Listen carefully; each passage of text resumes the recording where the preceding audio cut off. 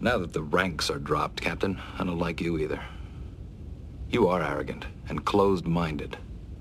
You need to control everything and everyone. You don't provide an atmosphere of trust, and you don't inspire these people to go out of their way for you. You've got everybody wound up so tight. There's no joy in anything. I don't think you're a particularly good captain.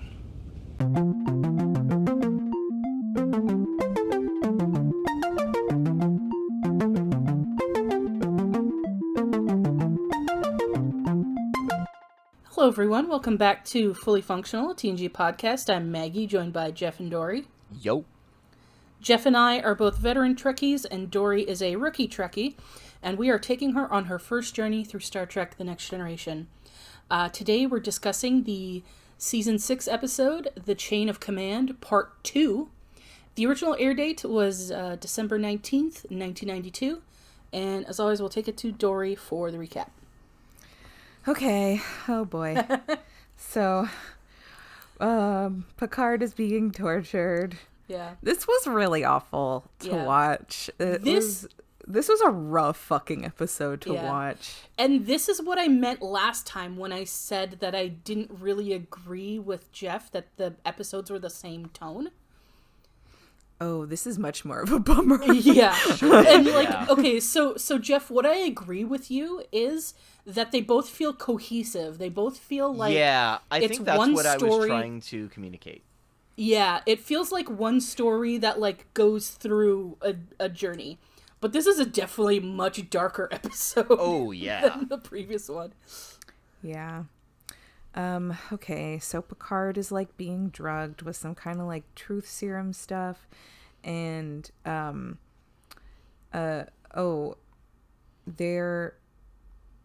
think he's I don't remember if they say something about Beverly at this point, but they're they didn't say Worf's okay, to me, Worf has a last name, but, I guess Worf doesn't have a last name? For the purposes of Worf's, official status in the Federation, yes, he has a last name. For the purposes of Worf's personal preference, no, he is Worf, son of Moog. Yeah, because Roshenko... He's Cher. Yeah. Roshenko is his adoptive parents. Yeah. They're the best. Yeah. They are. I like them. Okay, so but he chooses to go by Son of Moog for for his Klingon heritage and stuff like that. Okay, yeah. Okay, so Picard just spilling all the beans. I don't blame him. He's drugged. There's nothing he can do. Okay, so now back on the Enterprise, Gul Lamek is by the way, we know you guys totes had a secret mission. It's Dr. C, Worf, and Picard. But also, they totally attacked one of our outposts and killed over 55 men, women, and children. Yeah. I was what the fuck? I mean, obviously, I know it's not true, but I was what the fuck is he talking about? I mean, the thing is, two of the people in that room probably also immediately realized that's not true. Yeah, everyone. Yeah. And so Eddie Jelly is prove it. And Lamek is oh, we have Picard. And Riker is is he alive? And then Lamek does a really creepy smile again. Mm-hmm. Ooh, it was creepy. They picked the guy with the perfect smile for that role. Yeah. Yeah. And then Lamek is oh, we're expecting your response shortly. And then pieces out. Oh no, wait, that's after. So Eddie Jelly tells Riker and Troy that oh, some of that could be true, but we should send Riker in a shuttle to the rendezvous point anyways, because the Enterprise the Enterprise can't leave where it is. So they're the rendezvous point with Dr. C and Worf, that it might be true that they have Picard, but they might still be able to pick up Dr. C and Worf. So, okay, now back to, okay, also, I don't recall them ever giving this main villain guy, this Cardassian, I don't think we got a name for him. Gul Madrid. Madrid? Yeah. Madrid? Yes. Madred. Okay. Did they say it? No, I think it might just only be in the credits. Okay, Yeah. because Yeah. like I'm pretty good with catching names, and yeah, I just called him Guy in every reference to him because I was like, I mean, the point okay. the point of his relationship with Picard on the episode is that he is trying to not personalize himself too much, and not giving himself a name is definitely one way to do that.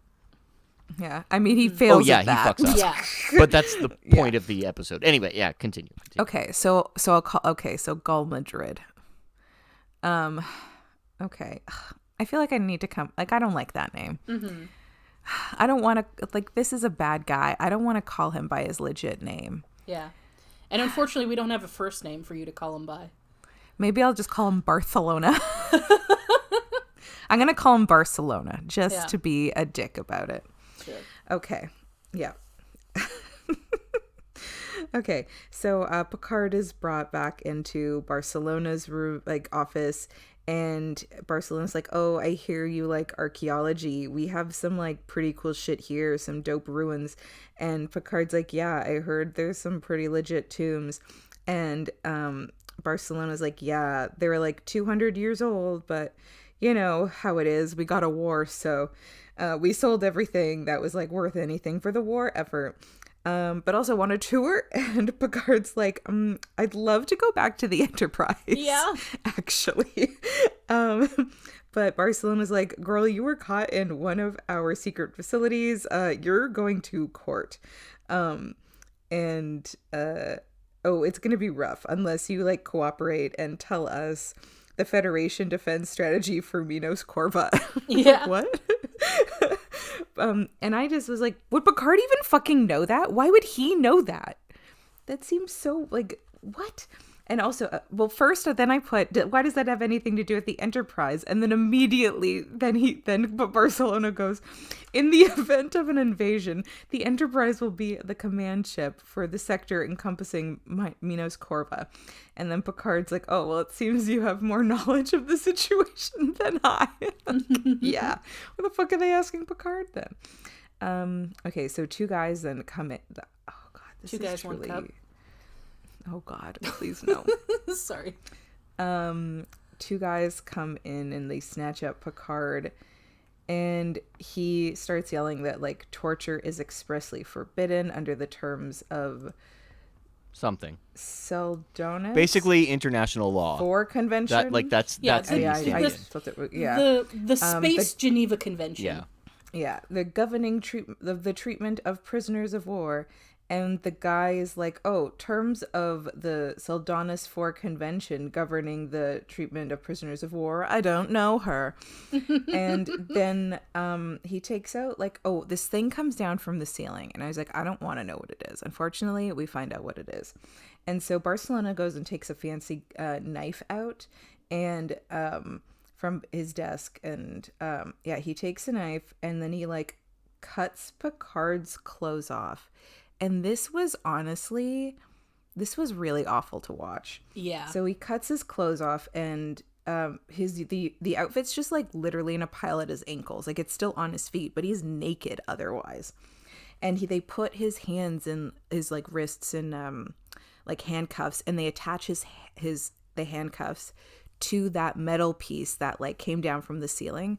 So his arms are like stretched out above his head, and then it like lifts a bit, so he like has no slack. He's just standing with his arms like straight out, stuck up. I'm doing it. I'm explaining it, and I'm putting my arms right up Yeah. too. It's okay. Everybody like- can As see if it. anyone can see my instruction. Yeah, I don't know if you see his feet, but like they're like We see a wide shot of his feet. Yeah, of and he's his basically body like he's from the on back. his tippy toes, so he can't relax Yeah. at all Yeah. without like fucking up his arms and shit. Yeah, I was fucking livid. I was so angry and I was really upset. Yeah. It was fucking awful. For the record, that scene and the following one in which he's nude, Patrick Stewart insisted that they do all of that like proper. Like he went very method with it. And so it was a closed set, and that's why it was shot like that. There isn't a point where they're like hiding his penis and he's not really nude and whatnot. So yeah, everybody got to see a bit of Patrick's little Stewart there. His little Yeah. Stu. And here's the thing, I don't know this like as a fact or not, but like knowing what I know of Patrick Stewart's like personality and stuff, he seems like a guy who's like really cool with getting naked. Well, he took doing those scenes very seriously, specifically because he is method. Also, he had a history with David Warner. They had worked on other things together before, so like they were comfortable acting together as well. So like I said, it was a closed set, so like it was very, very minimal crew. I think there would have been something like, I don't know, 5 people on set or something like that. But yeah, I mean, everybody was super fucking happy with how well he did in those scenes. Yeah. Yeah, it was fucking terrifying. It was awful. Okay, so back on the Enterprise, Riker, he picks up Dr. C and Worf. And of course, my first thought was, oh no, did Dr. C have to climb up that cliff like she didn't want to before? We never find out. Yeah. Well, I guess we do find out because they got out of there. We don't know if they found a different way out or what, but Yeah. well, they made it back. And also Dr. C is fucking pissed. So Riker is like, to Eddie Jelly, he's like, request to start planning a rescue mission for Picard. And Eddie Jelly's like, I know you were close to him, Will, but we don't even know if he's still alive. And Riker's like, we don't know if he's dead, so shouldn't we do something? We can't just abandon him. But Eddie Jelly is like, he's gone, accept it. Jellicoe does have a point. Yeah. The thing I viewed this as, I thought they did really well, where Riker is basically like 100% emotional and Jellicoe is 100% pragmatic. Yes. Where it's like, Jellicoe does have a point, but he is obviously like not putting enough emotional consideration into it. Like he's very cold about it. And Riker also has a point and is like correct. I mean, we as the audience know Picard's alive and we have an attachment to Picard and blah, blah, blah. But like, despite that fact, Riker does have a point. But I feel like Riker in this situation isn't quite thinking pragmatically enough. Definitely, yeah. And neither of them are really balancing out their point of view. Yeah. So Riker walks away, and I assumed he was going to disobey orders, and I was like, I support him 100%. He did not disobey orders. All right. Okay, so now back with Picard in the office. They literally left him with his arms up overnight, and they take him down, and he basically like collapses, and I was so angry. And somehow Picard is able to stand. And then, okay, so Barcelona like has this little ugly thermos, and he pours like into his drink from the thermos into a tiny pylon. Yeah. He drinks from the pylon. I find it so annoying, like the drinking glasses without a bottom. Like, you know, there's those wine glasses that have no stem, and I'm like, so I just can never put this down then. Like the ones that don't even have a flat bottom, like. Yeah.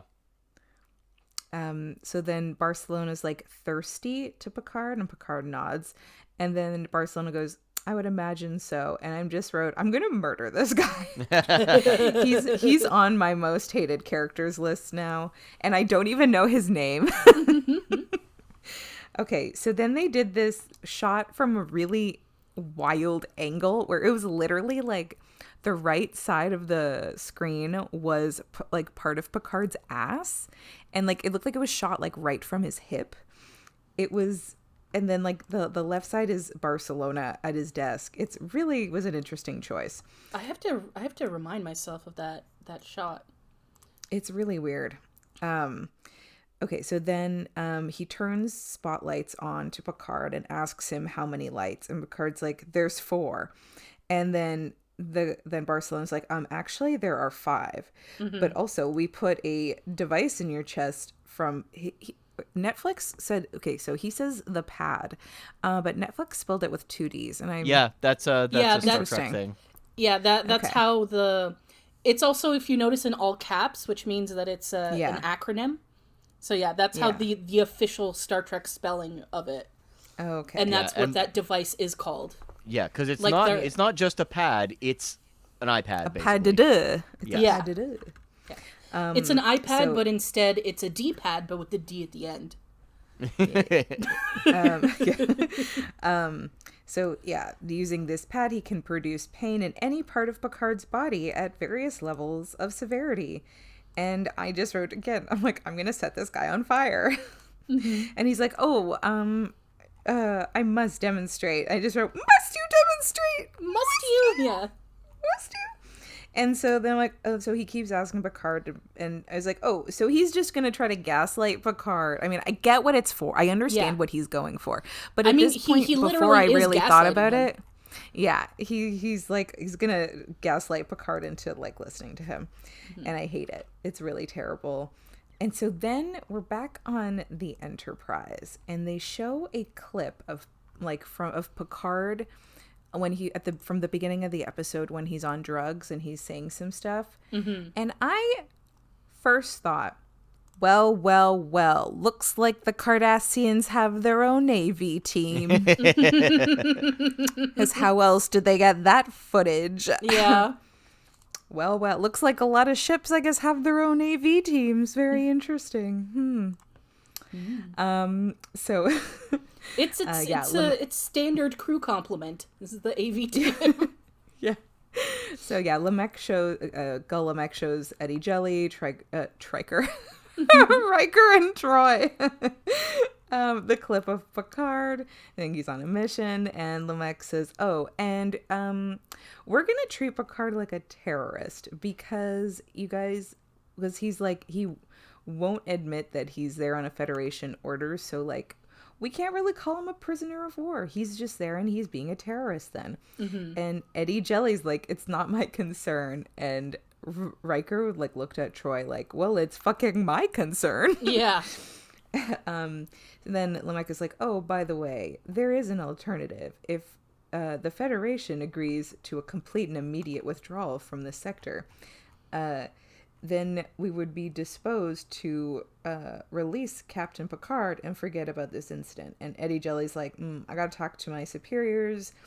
And Lamech's like, cool, you have 7 hours. And then he just walks right out of the room. Which I got like a little giggle. He just is like, you have 7 hours, and then walks out. Okay, so Eddie Jelly tells Riker to send a message to Admiral Nechayev that Eddie Jelly recommends that they reject the proposal and deploy additional starships along the border. And then Riker's like, what about Captain Picard? And then Eddie Jelly shakes his head, and Riker makes this face. And I loved this shot. I mean, honestly, it was a bit of a fuck up of a shot, if I'm going to be honest. But Riker's, okay, they're sitting at the table. Riker makes this face, and then he stands up, and the camera pans up with him. If anyone wants to look at it, the shot, it's at, with 28 minutes and 28 seconds left of the episode. The camera work gets a little fucked up. Like, it goes up and then kind of, like, not bounces, but it was an attempt, so I will allow it. But the intensity of Riker's face when he stands up, I was like, shiver me timbers. Wow. Yeah. So Riker says, I'm not suggesting you trade an entire star system for one man's life, but you've got to acknowledge that these were Federation orders and that he is a prisoner of war. And then Eddie Jelly yells, no. And then Riker says, he will have the protection of the Saldonis Convention. And then Eddie Jelly goes, that would play right into Gull Lamech's hand. He's just waiting for some sign of weakness on our part before he starts making more demands. And Riker says, I can't believe you're willing to sacrifice Captain Picard's life as a negotiation tactic. And then Troy says, Will, Captain, we're all concerned about... And then Eddie Jelly cuts her off and goes, are you questioning my judgment, Commander? And then Riker says, as first officer, it is my responsibility to point out any actions that may be mistakes by a commanding officer, sir. And then Eddie Jelly goes, then maybe it's time you found other responsibilities. You're relieved. Don't make me confine you to your quarters as well. Ooh, Yeah. You know what's I amazing? love this scene. Yeah, you know what's amazing? It was so intense. It's so good. But what's amazing, Dory, is that like I'm scrolling through the episode to like see the shot you were talking about, like when Yeah. Riker stands up, and it kept playing as you were reading the lines, so it synced up on my end that you read the lines as it played out. Amazing. I was gonna That's say what we do. We just watching- re-record episodes. It's just Yeah. my voice, but it's just doing everyone else's. I would watch one of those. Only one though. Yeah. Just one. Yeah. I was. yeah, I love this that scene as well. I fucking noticed just how well those two brought it, and how like quickly Troy was just Yeah. absolutely ignored and shut down. Yeah. Ugh. And I do love that like the scene ends with like Riker going, "Sir," and then like that was just like a good Yeah. ending. So then okay, Eddie Jelly's got to find a new consulting team and he finds it in Data and Geordi. So Data suggests that maybe they like that the Cardassians wanted Picard for this mission because it was so fucking specific. Oh no, maybe Data's to, in red, by the way. shit that he knows. Oh, he Yeah, I it don't looks even a remember. little strange. Yeah.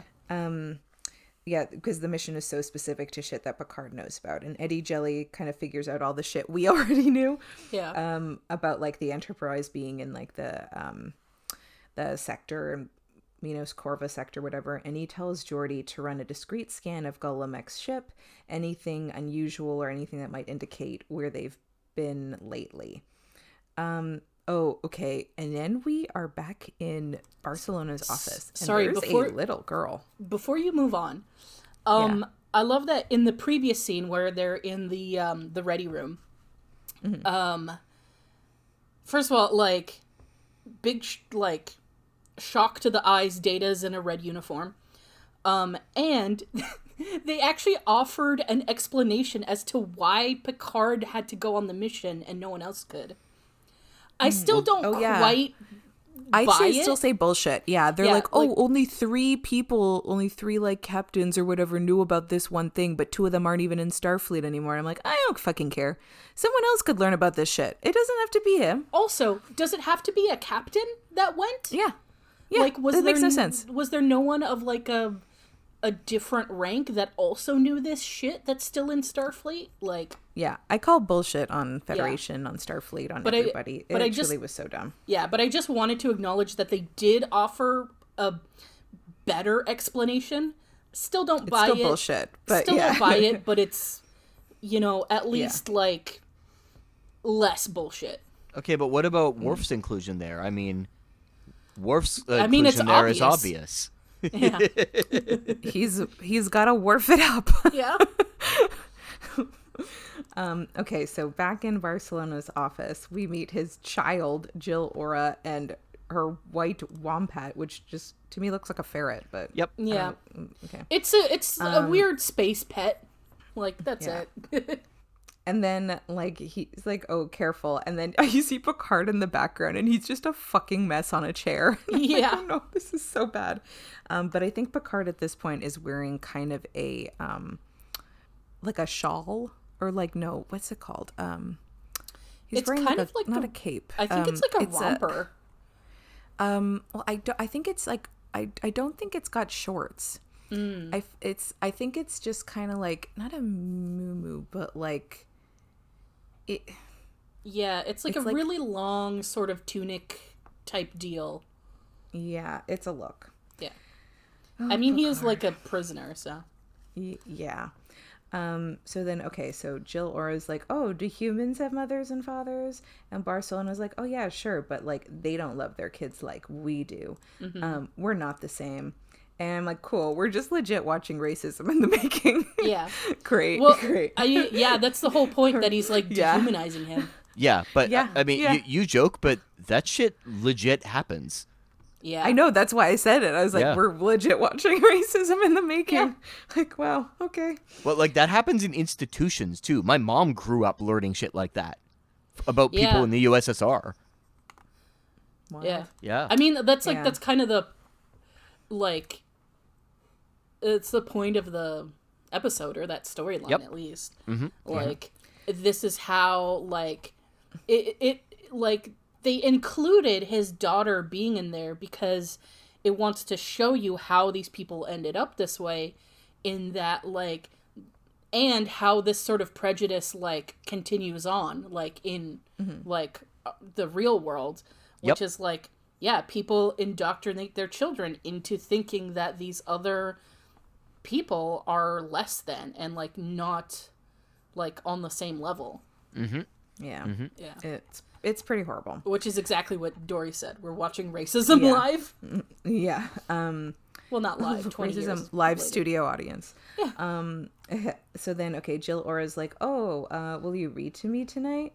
And then just Picard in the background, and I was like, Picard's like, "Enough with this torture. There's a child in the room." Yeah. The child is the torture. So Picard's like, "Oh, so okay, so like." Jill Aura leaves, and then he's like, "Oh, so it's like totally okay to expose your child to the person that you've been torturing, knowing that like her dad inflict injury onto someone." And Barcelona's like, "Oh no, it's cool. She knows like what we do to enemies." I was like, "Oh wow!" And then Picard has like a very good line. He goes, "When children learn to devalue others, they can learn to devalue anyone, including their parents." And so then like so Barcelona does this whole monologue of, "Oh, they were peaceful and spiritual people, but they starved, and disease and war was all over disease was all over the place, and then the military took over, and then way more people died, but they had agricultural programs now, so something, and because of all this, his daughter will never have to worry about going hungry." And then Picard's like, "Her belly may be full, but her spirit will be empty." Picard's just killing it with these lines. It's And a then good Barcelona- burn, but like when you are in the middle of suffering, your like your morale is directly affected by the fact that you can't fucking eat anything. So I mean, they both have a point. Picard's point is a little more like virtue signaling, I would say. Yeah, I mean, it's supposed to be like a demonstration of like why people turn to fascism. Yes. Because it's like, well, we were poor and suffering, and these guys offered a solution, and superficially, like they solved the problem, right? Yep. But like, especially in DS9, the more you learn about Cardassian society, like, I mean, it's a fascist society, so obviously it's pretty fucked up. Yes. And like, you know, obviously not everyone is having a great time on Cardassia or in the Cardassian Empire. Do they call it an empire? I forget. The official name of it is the Cardassian Union, which they have already stated by this point. Okay. Oh, okay. Sorry. So I don't take like Picard's thing as virtue signaling. I take it as him deliberately trying to fuck with Gull Barcelona. Yeah. That's fair. I would Yeah, argue that it's within Picard's what do you call it? It's already within like what he's saying is consistent with the way that Picard views things. Oh, of course. Like I think he believes that, and he's trying to like, because he's still trying to be diplomatic. He's trying to say like, listen, you should stop what you're doing because this could come back and fuck you over. Yes. Right? So he's still trying to sort of negotiate for this whole thing to stop. Yes. So then Barcelona backhand slaps Picard, and I was ready to scream. So now we're back to torture. How many lights? And then Picard goes, "What lights?" I loved it. Yeah. But it was also very terrible. That was a really good line. You know what's funny is that like in previous watchings of this episode, like maybe I felt it at the time, but like it's something I didn't remember about the episode is I guess it never really clicked for me like how much like yes, Picard's being tortured, but also how much Picard is actually getting to Barcelona. Yeah. Like he how really much he's is. getting to him. Like, the whole point of the episode is really this tit for tat between them. It's not that Picard is suffering, it's that Picard is managing to hold on to his will. Just barely, though, as we find out, but yeah, continue. Yeah.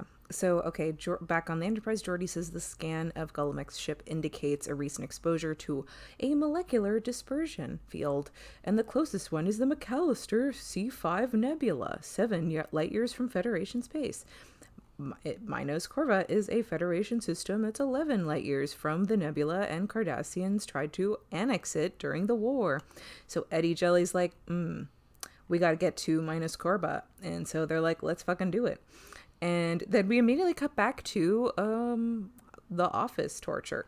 And by that, I mean Picard's speaking French to himself. Yeah. Well, he's singing. I was like, at least it wasn't Frere Jacques. Yeah. Yeah, at least they managed to discover a different French song. Yeah, so he's like mumbling some French song to himself, and he's thinking of memories in France, and Barcelona's like, so you're just like too strong-willed for us, so you may go. And Picard gets up and like starts walking to the door, and then this fucking guy goes, we'll get what we need from the human female.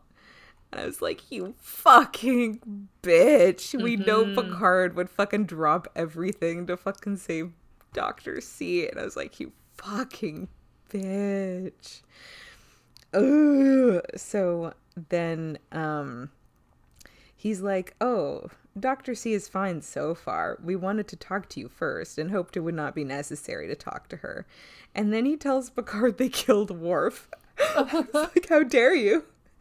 And then they're like, but now we're optimistic that we can get some shit from Dr. C. And I'm like, joke's on him, because honestly, I feel like if Dr. C was in this position, they'd get fucking nothing from her. Yeah. Yeah, Dr. C's given nothing. I mean, obviously we know they don't have her, but like Dr. C, they get nothing from her. I feel like I mean, I feel like we put Dr. C on more and more of a pedestal every time, but I am here for it. I feel like she would find a way to not confess the truth under the truth serum. Yeah, honestly, that's how much I believe so in Dr. C. Yeah, I agree. She'd be like, they'd be like, oh, she had to like test some kind of serum or something when she was in medical school, and she's immune to it now. And I'm like, yeah, I'd believe that in 1 second. Or Listen, she knows some like, weird technique where you can like flex your fingers and like get it through your system faster or some shit. Yeah, I believe that too. Yeah. I also, I wrote in my notes, I don't think she would say anything even drugged. So, okay, then Picard is like, she doesn't know anything about the Federation shit. And Barcelona was like, I'll be the judge of that. And then Picard gets back into the chair because he thinks he's protecting Dr. C. And I was like, Dr. C's gonna be so fucking pissed. Honestly, if they told Dr. C that they used her as like a way to keep Picard there, she would be like, fuck this shit, get me to that fucking Barcelona. I'm gonna like punch him in the face. So, okay, so Starfleet believes the Cardassians are... Oh, okay, but this is back on the Enterprise. So Starfleet believes the Cardassians are planning to invade Minos Corva. Eddie Jelly thinks that their invasion fleet is hiding inside the nebula, and he wants to hit it before they leave it. And Geordi's like, what if the Cardassians are... in the nebula for research purposes? And Eddie Jelly's like, oh, okay, show me some proof. Yeah. Also, this conversation is moot because the plans have already been approved. He's like, I'm just telling you guys this. Yeah. So the Cardassians have about like 17 hours left in the nebula before their hulls start to deteriorate. So we're kind of on a clock here. So Eddie Jelly tells Worf to prepare a series of 500 antimatter mines with magnetic targeting capabilities. And then Eddie Jelly tells Geordi that they'll head on a shuttle specifically outfitted to operate in the nebula by 1400 hours. And then Dr. C... okay. Then Eddie Jelly's like, oh, Beverly, you'll need to. And then Dr. C goes, have sickbay ready for the casualties you're about to send me. Mm-hmm. And then Eddie Jelly's like, that's right, dismissed. And Dr. C just sits there looking so fucking mad. They really do a lot of trying to highlight how Jellicoe is not the good captain. Yeah. Yeah. Okay, so now back on... God, Jesus Christ. Barcelona's I'm mixing up my nicknames and I almost just said back in Eddie Jelly's office.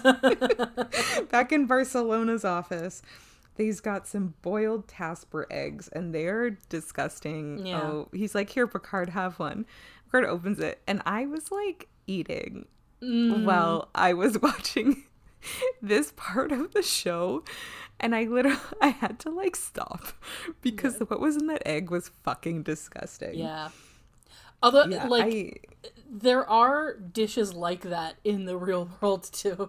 I don't doubt it, but Yeah. I don't It think is gross. Yeah. it just the way that like set up, it just it's like it was a live animal in there. Yeah. I mean, it was bad. They're purposefully making it gross to show you like how desperate Picard is, like how hungry Yeah. he is, and Yeah, he just like eats that live yeah. animal. I mean, I get it. Yeah, and It's also to survival. lead into the story that Barcelona tells. Oh yeah, so Barcelona tells this sob, like I literally wrote in my notes, I don't fucking care about your childhood, Barcelona. Well, I didn't say Barcelona. I literally don't care about your childhood. Yeah. And yeah, he tells a story of, when he was 6 years old, he was like running around on the street. He was like struggling to find food and he finds 3 eggs and he like eats one. He's like, I'll save the other 2 for later. And then some big boy comes over and like breaks his arm and takes the other eggs. And I'm like, okay. I'm sorry, is this supposed to be a hurt people story? Because I don't give a shit. Like, Yeah. you're a piece of shit. And so then Picard's like, yeah, torture is dumb. Also, now I don't see you as a Cardassian warrior. I see you as a little boy with no eggs. Yeah. And yeah, I really fucking hate this. He just keeps like torturing Picard, and Barcelona sucks so fucking much. And Picard's in like a crazy amount of pain, but like does not give in. And I'm just like, it was really awful. Okay, so now on the back with the Enterprise, Geordi and Eddie Jelly are bonding over being shuttle pilots. Well, they're like getting it set up with the mines, and then Eddie Jelly's like, we need a good pilot to do this shit. Geordi, are you gonna be that pilot? And Geordi's like, yeah, I'm good and I can do it, but girl, you need Riker. Yeah. He's the fucking best at this. And so Eddie Jelly goes to see Riker, and we get to see the bone. And Riker's in his loungewear, which I love. Yeah. And there's some real awkward small talk. And then Eddie Jelly's like, okay, we're going to drop the ranks. And then they roast each other. Yeah. And Eddie Jelly's is Hard. pretty like Eddie Jelly's honestly isn't that bad. He's just like, I think you're bad at your job and you're arrogant. But Riker fucking dunks on him. Like, Riker's is so much more harsh, and I love it. Riker goes, you don't provide an atmosphere of trust and you don't inspire these people to go out of their way for you. You've got everyone wound up so tight, there's no joy in anything. And then Eddie Jelly is like, listen, I'm not going to like order, but I'm going to ask if you'll like drive the shuttle. And Riker just gets so much fucking joy out of like watching Eddie Jelly struggle to like get through this basically. And he's like he and then like it's great. I love it. Okay, so now cut to Geordi and Riker. They're in the shuttle and they are dropping the mines in the nebula, getting them in place. And so back on the Enterprise, Eddie Jelly gets on Zoom with Golomek. And Eddie Jelly's like, I'm not going to argue with you, Golomek. Everyone on your ship has a mine on its belly, my finger's on the button, and you're in a very bad position. I liked that line. Yeah.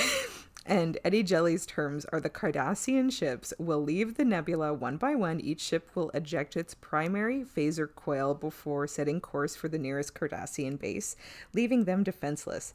And Eddie Jelly's like, oh, also, one more thing. I hear you guys have Picard. He's to be returned to us immediately. And now back in Barcelona's office, Picard gets a hold of the pad and starts trying to smash it. And he's unsuccessful. But then Barcelona comes in and is like, I've got a bunch of these, so like, don't worry. And by the way, bad news, Picard. There was a battle. The Enterprise is busy burning in space. And the invasion of Minos Corva was successful. So we really don't have really we don't need any more info from you. Okay, thanks. And then Picard requests to see a neutral representative, and I just wrote space HR. I don't know. Like, I don't know. Like Picard, I love Picard, but like he really thinks he's gonna see some kind of representative now. Yeah. Like Picard, sweet baby angel. No, that's not gonna happen. Yeah. So then Barcelona's like, also, no one knows you're here. Everyone will assume you died on the Enterprise. So you're like, cool to hang out with me for the foreseeable future. But also, you can choose whether you want to continue with this gaslight torture, or you can have women, philosophy, education, comfort, etc. All you have to do is tell me how many lights you see. And Picard is just like struggling. He is staring at these lights, and he looks rough. And then Guy Lamech comes in and he's like, are you fucking done? We gotta take him back to the Enterprise. And then Picard shouts out, there are 4 lights. And they get, and he leaves. So I also wrote in my note, I really hope Picard told someone that there's a torture device in his chest and they removed it.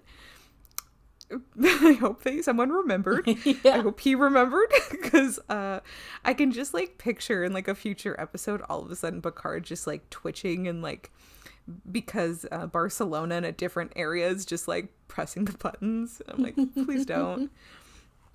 Okay, so now Picard just like fucking right back to work. There is, yeah. So, but I think he needs time off, like a lot of time off. Yeah. I mean, here's the thing. I don't think this is that long after it happened, but we don't know how long it was. He needs weeks. This was definitely not weeks. No, for But sure. He needs a chunk of time off. Yeah.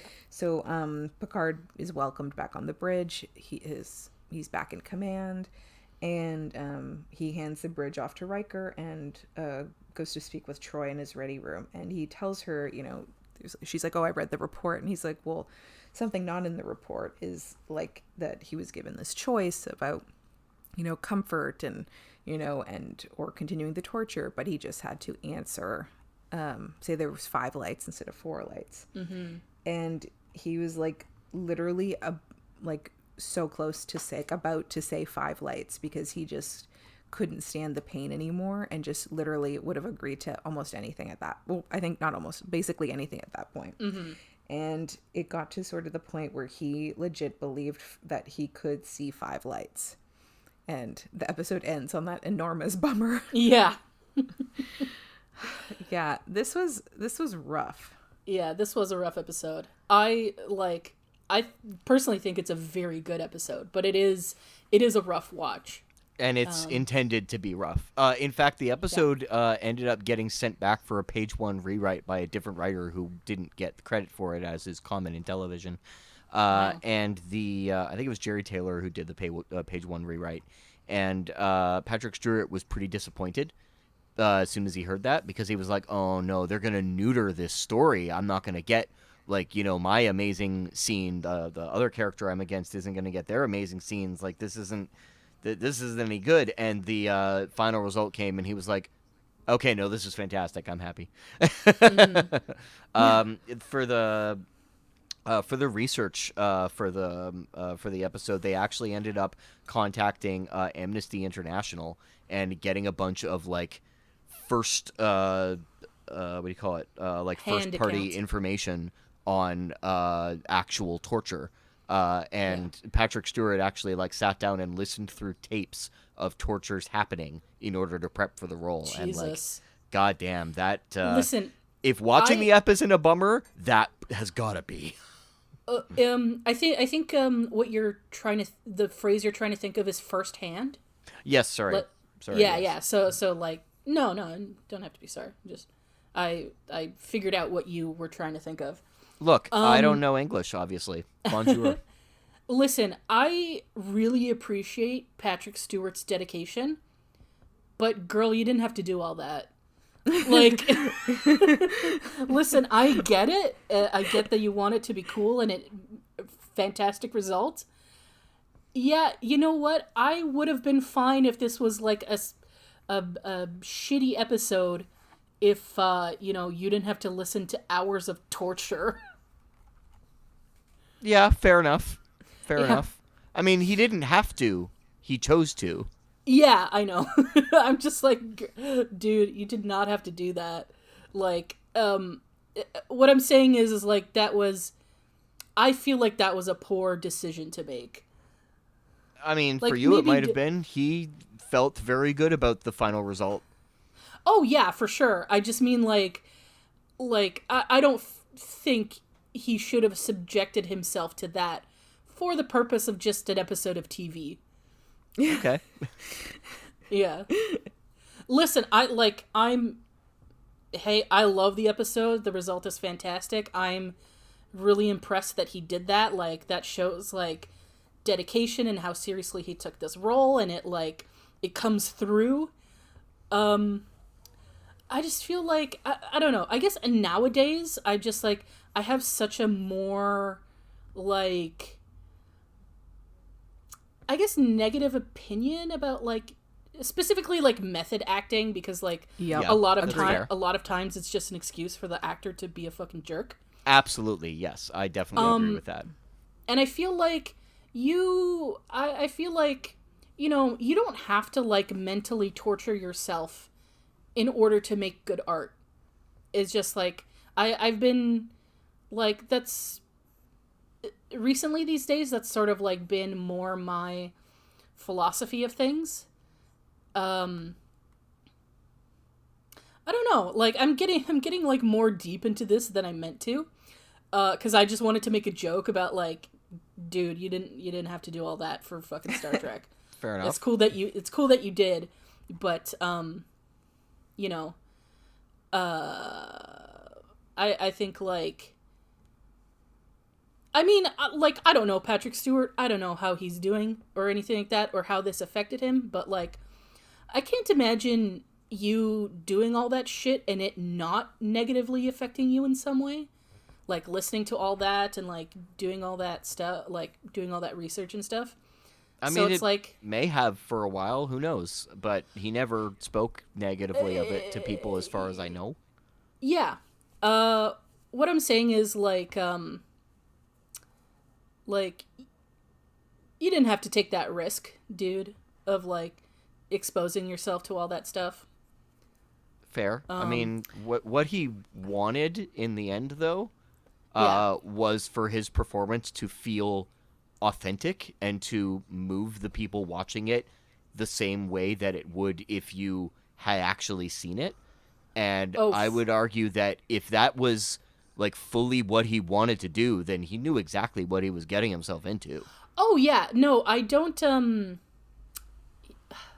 not trying to argue that he didn't know what he was getting himself into and that he didn't, like, make this choice of, like, his own, like, volition, and that, like, I understand that, like, everything he did was, like, because when I say, like, oh, you didn't have to do all that, like, I don't literally mean that, like, someone was making him do that or anything.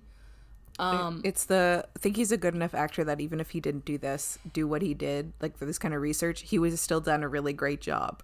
Yeah, Yeah, I think it's I would just, like, definitely This just agree with seems that. like Yeah, this I- just seems like extra torture Yeah. to put yourself through. Yeah, to me it just seems like maybe not the best priorities. Like, Okay. maybe you should here's the thing. I don't know. Do like some research, but don't need to like listen to like, okay, good for your commitment, I guess. But yeah, it truly, like, I feel like he's a good enough actor that he would have nailed this regardless. Okay, Yeah. fair.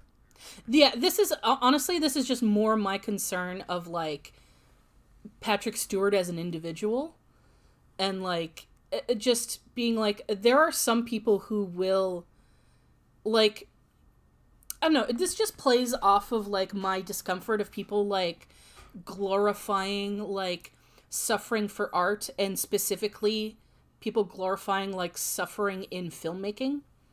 Okay.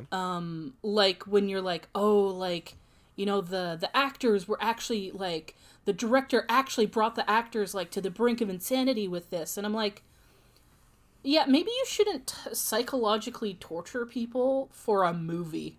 Yeah, that's like- bad. Yeah, But, so but the thing is that, like, I would argue that art's purpose, I mean, it's defined by whoever's making the art, and that's fine, but if in your art, in your craft as an actor, if your purpose is to move people and you feel that the best way to do that is to research something so that it's as authentic as possible, especially if you want people to see what that's like so that they will feel bad about it and they will think about it. And just like with his argument with Gul Madrid's daughter, that like you subjected her to this suffering, that kind of awareness may, without people having to experience it themselves, will put people off from it, and maybe that will change people's thoughts when they hear about it happening. True. Was there like a like any sort of torture discussion happening like at this time in history? I mean, this would have been like a year or so, maybe 2 years after the what do you call it? After the Gulf War, so definitely. Mm-hmm. Yeah. So that makes sense. Yeah. Honestly, mostly I was just making a joke. Yeah, that's fair. That like girlie didn't have to do all that. Yeah. Because actually, like Dory said, like I think he could have pulled it off without that. Yeah. But I think it is just like, I get this specific situation is like, yeah, you know, it's not as bad as I'm thinking. Mm-hmm. But it just, the reason I'm uncomfortable is just because it kind of like, it just reminds me of all that other stuff that I have a problem with. Okay, that's fair enough. Yeah. Yeah, it just feels like it's in the same, like, it's in the same neighborhood as that. And I'm like, you know, it personally makes me uncomfortable for someone to put themselves through that, in order to just, like, make a TV show. So, years ago, when I was arguing with Gamergaters on the internet, I may have even brought this up before. So I guess sorry, I didn't mean to interrupt, but I just want to get this out. With us talking about it, I think I'm realizing that like this is more of just like I am personally uncomfortable of like someone like putting themselves through that hardship for the sake of entertainment. Yeah, I get that. And I think that's what bothers me about it. But I do understand, like, no, like, he's trying to say something specific with this. Mm-hmm. He chose himself to put himself through that in order to do something that he obviously felt was important. Yes. So yes, to me, did. I think I'm realizing that, like, to me, maybe I don't put the importance on this episode that maybe Patrick Stewart did. Yeah, okay. I can see that. And like maybe he thought like, so we're missing the context of like the era, right? Yes, of like definitely. what it's like to live in 1992 during that time period and whatever. So maybe at the time this was like a much more poignant episode and like a lot more important. Yeah, like 20 years ago, especially if something like a torture episode came out, it also would have been like really, really topical because of all the discussions happening under the Bush administration. Yeah, with the second Gulf War. Yes, Gulf War II. Yeah. This time it's personal. Anyway, yeah. Sorry. You can go on with what you were gonna say. Right. So yeah, I was arguing with Gamergaters and whatnot, and there was this one anti-Gamergater guy, and I would like to point out before I continue. Actually, this was basically all internet drama. I'm not going to go into the details of any of it because it is mostly pretty worthless. It was like extremely tribalist, people arguing back and forth and picking a side and then having to defend people they didn't fucking know because everyone had a gotcha about, well, this person said this and all that shit. But anyway, so this one guy on Twitter, one of the anti-Gamergater camp, said, no bad tactics, only bad targets, in response to someone doing something to stop Gamergaters from harassing someone. I don't remember the details of why he said it or whatnot. Okay, well, I just feel like that's wrong. Well, wait. Yeah. So the Gamergaters took that phrase and mocked it relentlessly because their attitude towards things is, no, you have to be both morally and logically consistent about everything. There is no such thing as an exception. If there is a rule, that blanket rule applies across the board. Otherwise, you're a hypocrite and we're going to call you out for it. Yeah, because, like, listen, I know Gamergaters will deny up and down that they're like a right-wing movement. But yeah, right-wing politics is, like, a lot of times, like, really absolutist. It is. It is incredibly absolutist. I'm well aware. So, anyway, I thought about the statement more and have... It pops into my mind a lot over the years. And I realize that I kind of agree with it because I've started to think about, like, when bad things happen and I look at, like, all right, well, like, here's a bad thing that happens politically. Do I care as much when the victim is this person rather than this person?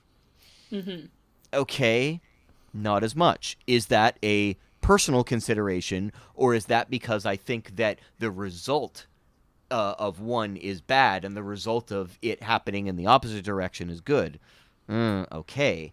And so I've stopped thinking about things overall in absolutist terms, and I keep thinking back to that phrase because of it. And the phrase itself sounds pretty bad by itself. Like, without... I'd said by itself twice. The phrase itself sounds... like it sounds like you are trying to justify terrible things.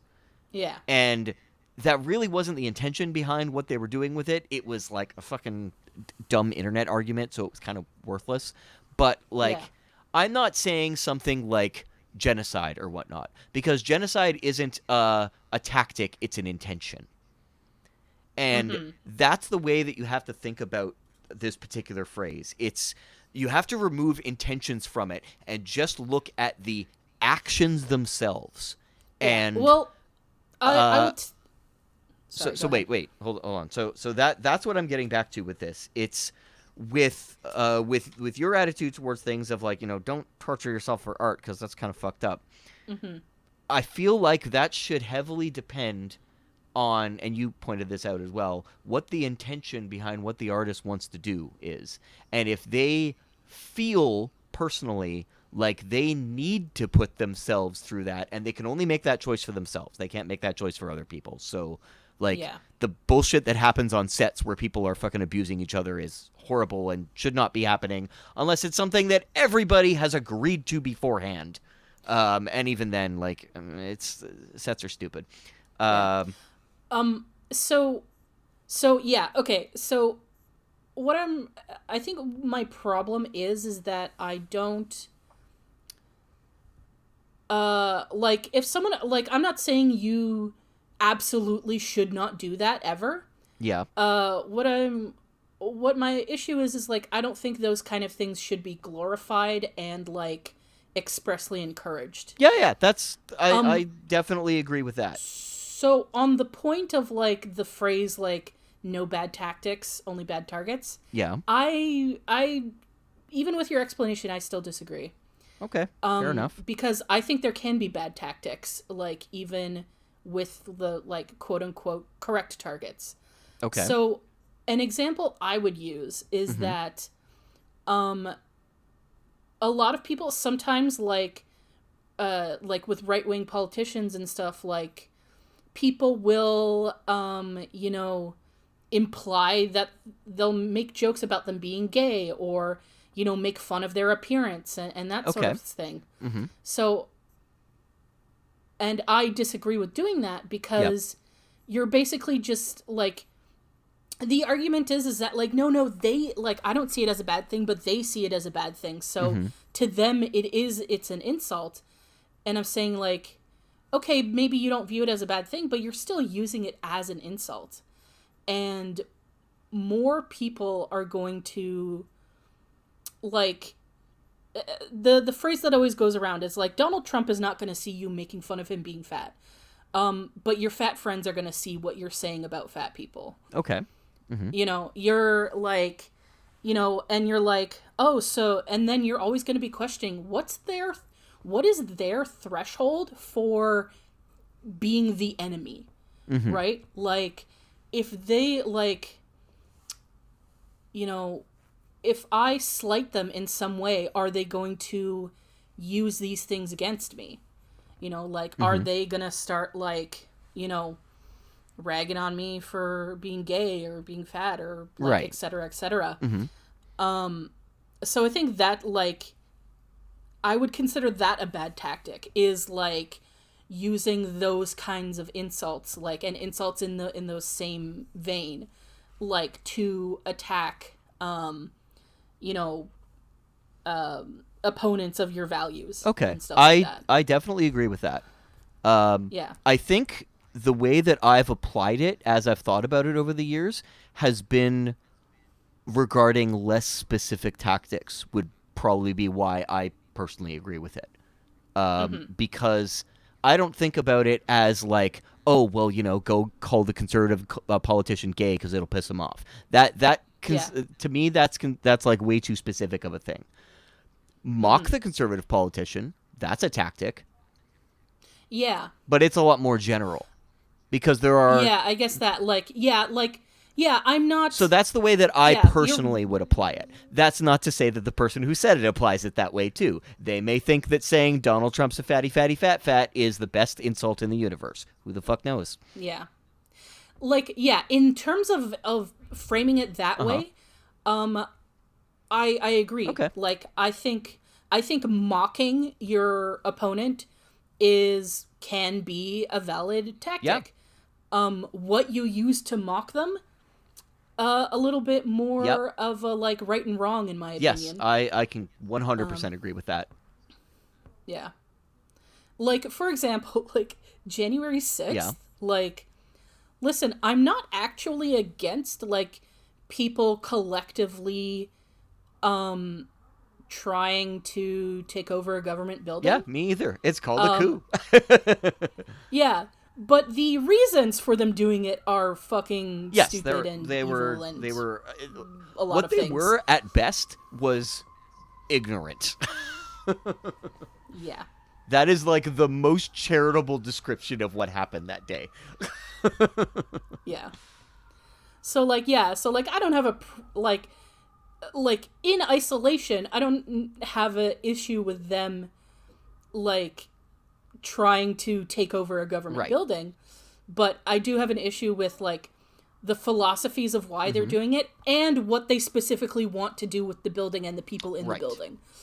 Obviously, like I like the things they like purportedly wanted to do. No, like no. But the tactic of trying to take over a government building, I don't necessarily see that as a problem. Either. But I guess, I mean, this episode technically brings up an interesting problem for me, because torture is a pretty general tactic. It's not super specific, and I can't think of a situation in which I think torture would be good or useful. Yeah, I also agree. Except for torturing Hitler. But, I didn't even think of.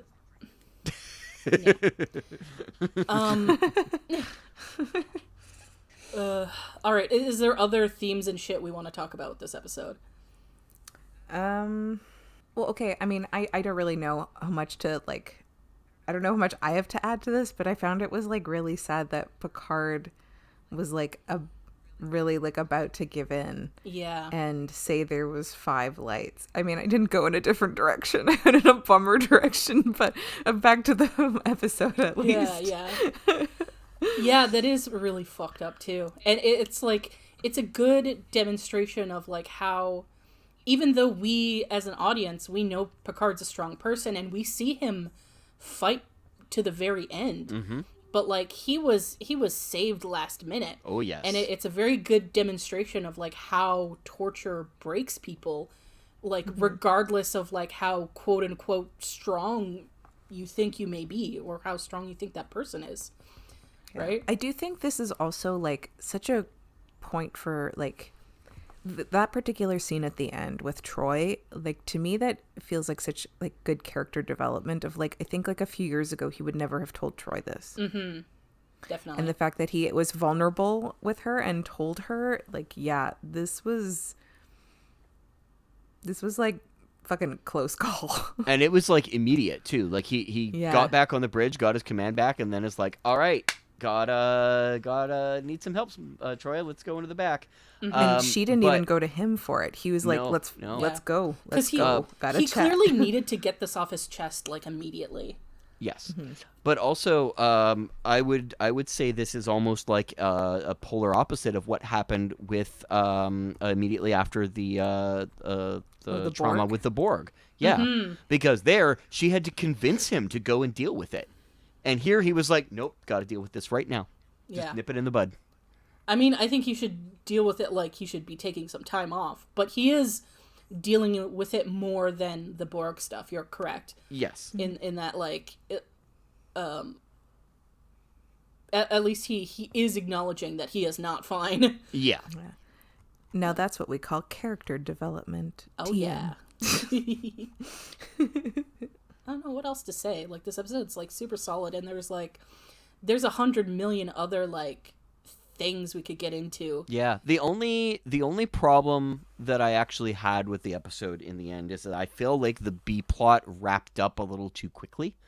Like, I know that like there wasn't really a point in that resolution with Riker in the end other than to give Riker a win.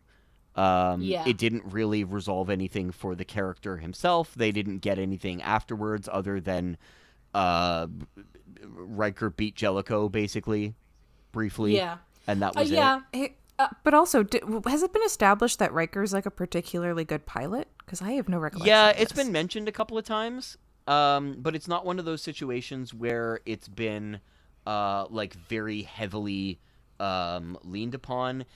It was brought up very early in the series a couple of times, and I think it might have been brought up like once since then. Oh, right. Because Remember? I remembered like that Geordi was Remember a good pilot, but I didn't remember Riker was. Dory, remember the saucer separation? Where Riker has to bring the two pieces of the ship back together in the pilot episode? Could I ever forget that? It's one of my favorite moments of the entire Exactly. show. So like that was, I think that was one of the occasions where they were implying that he's like a really good pilot. Oh, 'cause yes. he can manually bring like the ship back together.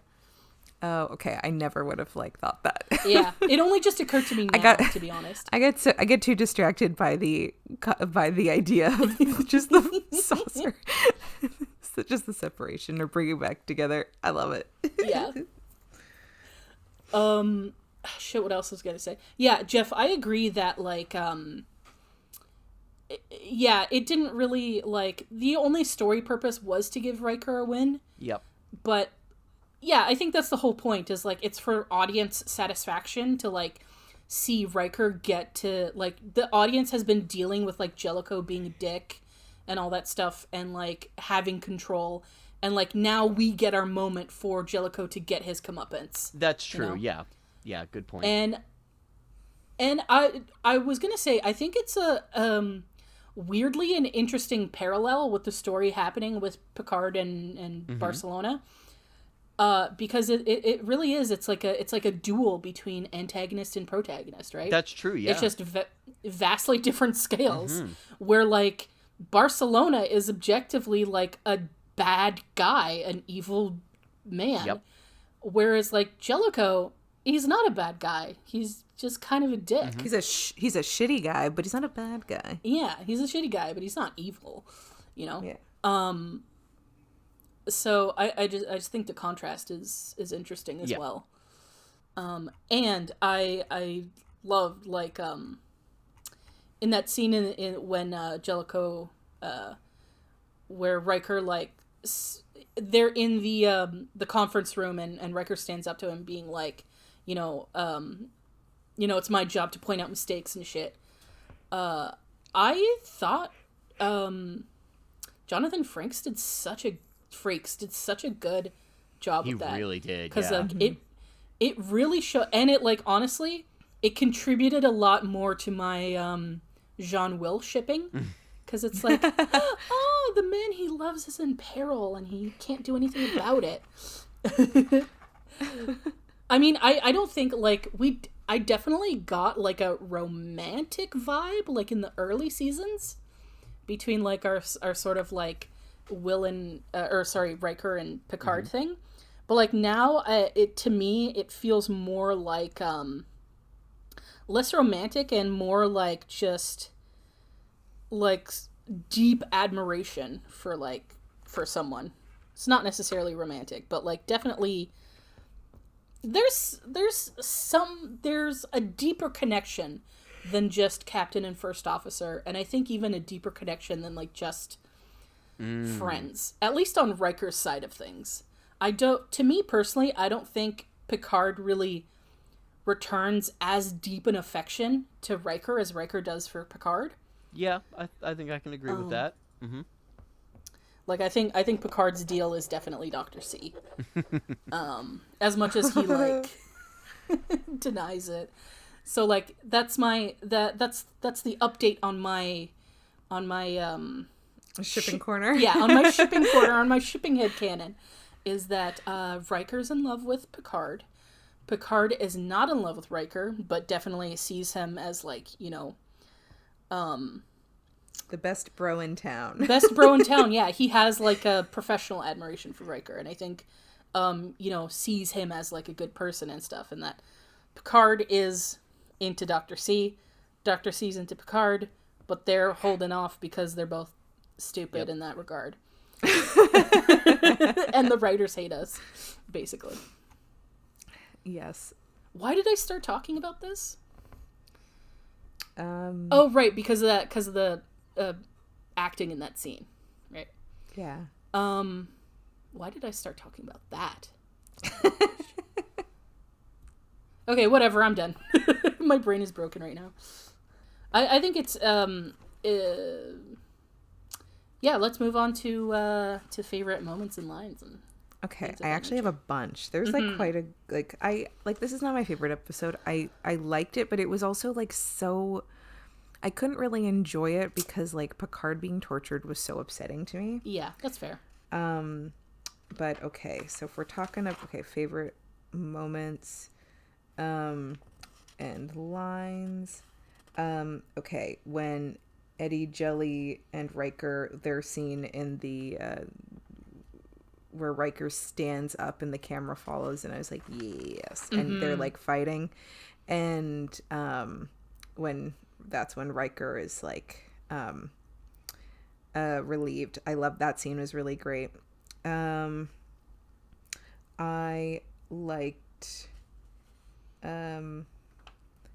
I did enjoy Picard being philosophical, that like when children learn to devalue others, they learn to devalue anyone, including their parents. I thought that was a good line. I liked Riker's I we got to see the bone and Riker in casual wear. I loved Riker's absolute like burn. His roast of Eddie Jelly, that you don't provide an atmosphere of trust and you don't inspire these people to go out of their way for you. You've got everyone wound up so tight there's no joy in anything. That's such a good line. And I did like Eddie Jelly's line to Gul Lamek on Zoom when he's like, I'm not going to argue with you, Gul Lamek. Every one of your ships has a mine on its belly. My finger's on the button, and you're in a very bad position. I liked that line. And I did like Picard talking to Troy at the end. Yeah. I think I totally get that, where it's like you liked it, but it's too upsetting to watch again. I think that's totally fair. Yeah, I hated watching him be in this. Like, they really just want to torture Troy and Picard. Yeah. Well, you're in luck. You will love DS9 because they like to torture O'Brien on DS9. Oh, don't threaten me with a good time. I really liked the line where Picard, like, after Barcelona tells the story about, like, being, like, 6 years old on the street and stuff, Picard's like, you know, from now on, I won't see you as, like, a powerful man. I will see you as a scared little boy who has no one to protect him, you know? And no eggs. And no eggs. And I thought that was so good because it, like, and it really got to Barcelona too, like that that he had slipped up like that, and like that Picard found a way to, like, cope with the torture, you know, being like, you know, this isn't like a powerful man. This is just a scared little boy who's acting out, you know. And it shows that Barcelona has very little or even no self-awareness, because, like, telling that story, like, you know, and being a torturer, it's the most obvious thing in the world that, like, yeah, he's just taking out his pain on others. Like, that's how he's coping with the trauma of, like, the life he had to live, right? And, like, anyone with any self-awareness would, like, be like, this is the most obvious thing in the world, so I'm not going to give this away as ammunition, you know? But he's so, like, in his own shit that, like, you know, he unintentionally, like, gives Picard, like, some good ammunition against him. I love the scene of, you know, in the conference room where Riker stands up. Again, I thought that was a very good confrontation. And just like probably all three of us, I love Riker's dressing down of Jellicoe. And I love that Riker is really enjoying Jellicoe having to come to him and ask him for help. And I think it's really cool that, like, again, it's another demonstration of how Jellicoe isn't a bad guy, because, like, he doesn't want to go to Riker for help, but he does go to Riker for help, and he doesn't want to have to ask him, but he does anyway. And it's not like he only hesitates a little bit, so he's like, he has an ego, but it's not so disastrous of an ego that he can't just go and ask Riker for what he needs. You know, his priority really is, you know, the mission and the Federation and the safety of all that stuff. It's not his own ego. So yeah, those were my favorite bits of the episode. Although I really like everything that you guys mentioned, the one that actually does it for me is actually, it's not even in any dialogue. It's that final close-in on Picard in the torture room where you can see him just about to break. And like, god damn, he pulls that off amazingly. Like, him and David Warner work off each other fantastically, and I think I mentioned this in the previous one, and I didn't bring it up this one, but David Warner literally had a couple of days to prepare for this role. He was reading most of his lines off of cue cards, and he still fucking brought it. He did a fantastic job, as a good professional actor manages to do. And I'm sure it helped that he and Patrick Stewart had experience before working together. But, like, goddamn, the two of them worked off each other so fucking well. And in that final scene where, like, when Ivek is coming in, he knows that it's over. He's just trying to, he just needs to win. He's trying to get that last little admittance, because they're like, he's aware, like, if they're coming to come and get him, they've already contacted him. They've told him that they're taking him back. He knows it's over, but he needs this win. It's the only thing Yeah. he's got now, and he doesn't even get that. The other guy, when he comes in, he even says, like, you told me he'd be Yep. ready, implying that they had communicated about it That's right. before, That's that right. they were giving Picard So back. yeah, And yeah, you're so right that he just wanted that win, you know, of like you know, he, you know, if Picard had said that there are 5 lights, regardless of what happens next, he always gets to say, I broke Picard. that's right. That's right. You know, and that's why he wanted that. And you're it didn't click for me when I was watching, but like you're right it's some amazing acting that like Patrick Stewart was able to portray, that like that Picard was about to say what Barcelona wanted him to say. And to do that without any without words, and like purely like just like your body language and face and stuff is really impressive. Basically just staring at the fucking camera, and the way he does it, it's like, oh, fuck. Okay, so I think it's fair to move on Yes. to predictions for the next episode. Yes, definitely. And Dory, I think you will be happy because the next episode is significantly less of a bummer. Oh, good. It sure is. So the next episode is a Barclay episode. Oh my god. Yeah. Jesus fucking Christ. Okay. I think you'll like What this though. absolute Okay. Jesus Christ. The What? the next episode is called Ship in a Bottle. I'm gonna read the Netflix description. Diagnosing anomalies in the Something nebula recreate- or whatever. No, it's not a nebula. In the space something. It's not. It's the Oh, holodeck. okay. Yeah. So sorry. Just the way they worded it is here because it says diagnosing anomalies in the recreative Sherlock Holmes hologram game. Like that's a really weird way to put it. Basically diagnosing Anyway. anomalies in God, the they- Sherlock Holmes program. Yeah. Yeah, so okay. while diagnosing anomalies in the Sherlock Holmes program, Lieutenant Barclay awakens Professor Moriarty.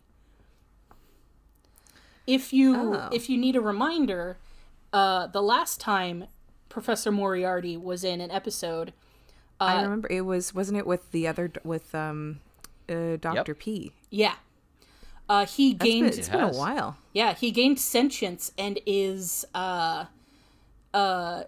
like alive basically. Oh my god, so it's gonna make Barclay scared of the holodeck. Yeah. So if you don't remember, at the end of that episode, Picard's like, you know, we'll put you in storage and we'll figure out how to be able to get you to be able to live life and leave the holodeck. Obviously, they have not done that. So this episode sort of deals with that, of the whole of like the fact that the show forgot about Moriarty. That they have this like living sentient being just in the computer. Oh my god. So that Oh, means no. you get some Sherlock and holodeck And some stuff. Okay. continuity. Yeah. Wow. I'm being spoiled. Yeah. I'm assuming Data will be in this Yes. because Sherlock. No, why would Data be in it? That's stupid. Ooh. Well, I guess I was will joking. Geordi be the Watson again? Yeah. Jeff was just joking. Data's in it. Oh no, I assumed so. Oh. I figured Jeff was joking. But yes, they couldn't Geordi- have a Sherlock Holmes if Data wasn't Yeah. being Sherlock. Geordi is still Watson. Yes. Okay, good, nice. Does that make Reg Irene Adler? God, I hope so. Was Dr. P God, supposed to honestly- be Adler? Because they didn't really give her a name. No, No? Okay. I think she's just like She's innocent just generic bystander. Victorian woman. Yeah. Yeah. She was just there to be Yeah. a hostage because she was playing the game with Geordi Okay. and Data. Okay, so what am I predicting? Oh, okay. I guess like how do you think that gets dealt with? that Poorly. what do you think happens after Barclay awakens Moriarty? I feel like Reg is not going to want to tell people that he let them out, and I feel like he'll go to like Troy or something.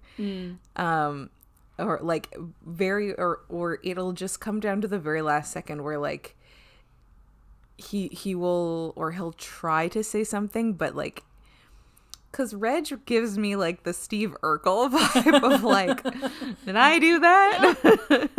So I feel like it will be like the very last second where Reg is like, oh, so you guys, we got a rogue supervillain running around the ship. Yeah, I think he's gonna be on the ship. There's gotta be some version of like Reichenbach Falls in this. I feel like it's gotta be. I don't know what. Wait, is there a pool? Wait, where's the dolphins? There's the dolphins. They're in the. Aren't they in the ship? No, no, that's an idea. I'm surprised you remember that, but that's an idea they wanted to do, but ultimately didn't. Oh, yes. They did. Okay, so the dolphins aren't on the ship. Okay, so there's no random swimming pool. They did reference cetacean ops once. Oh, yeah. Okay. So then, is there just like a water? I mean, situation on the holodeck, you can make pools and rivers and waterfalls and shit. So I'm just gonna assume that Reichenbach Falls is gonna like be involved in this. Yeah. Oh, so I guess some context for people who don't know what that means. In Sherlock Holmes, that's where like, oh yeah, I guess spoilers if people don't know this. Moriarty like, I think he pushes Sherlock Holmes off and he kills him. Yeah, Reichenbach and like that Falls was like, is like the that was like final legit for confrontation. real. But yeah, that was for real until like apparently Arthur Conan Doyle got so much like hate mail. Yeah. And he's like, fine, I'll fucking bring him back. Jesus. All right, wait. To be perfectly fair in that regard, like telling people that, ooh, by the way, spoilers. It's Sherlock I don't know Holmes. what people know. No, Yeah, but I don't know. it doesn't matter. But even it's Sherlock Holmes. not even no. spoilers. But if people don't know this, though, like in general, like if people aren't familiar with Sherlock Holmes, me saying what my Falls argument might not was be is that obvious the I mean, honor Dory was joking mortuarium about over spoilers. the honor or the mortuarium over, is that the word for it? Over moratorium. the moratorium. Sorry, my bad. The moratorium over spoilers for Sherlock Holmes is pre-World War II, so pre-World War I, actually. So I think we're okay. Yeah. But yeah, just to consolidate just to- everything. Reichenbach Falls clarification. was the story where the final confrontation between Sherlock Holmes and Moriarty happens, and it's at a location called Reichenbach Falls. Sherlock dies. Like we were just discussing, spoilers. But like Dory mentioned, he got so much hate mail, and I've spoken before about how like Sherlock is technically the first fandom, like in terms of what we consider like a modern fandom. Mm-hmm. So yeah, the fandom went fucking crazy, and like, how dare you kill Sherlock? Because like Arthur Conan Doyle wanted to do other shit. And like he tried that for a while, and then he's like, "Fuck it, I'll go back to writing Sherlock." It's weird. I think he became like a spiritualist. Was it is that what they're called? Anyway, he would like got really into like ghosts and shit in like real life. Party. Yeah. Okay, so I guess my prediction is that maybe Reg wants to like play Sherlock Holmes with Data and Geordi, but I feel like he takes it too far, because Reg can't take things too far, but I feel like he doesn't get, like, they come across Moriarty, but like Reg doesn't know. He probably lets him loose by accident, and then like doesn't really want to tell people because he doesn't want people to like be mad at him. But then he's got to tell people, and it's like people are like, Ranch. And then and then I think there's a Reichenbach Falls thing, and That's all I got. So it's gonna be like one of those like where Reg has to like keep making up like a more elaborate situation and lies to cover up that he accidentally released Moriarty. Yes. All right. Awesome.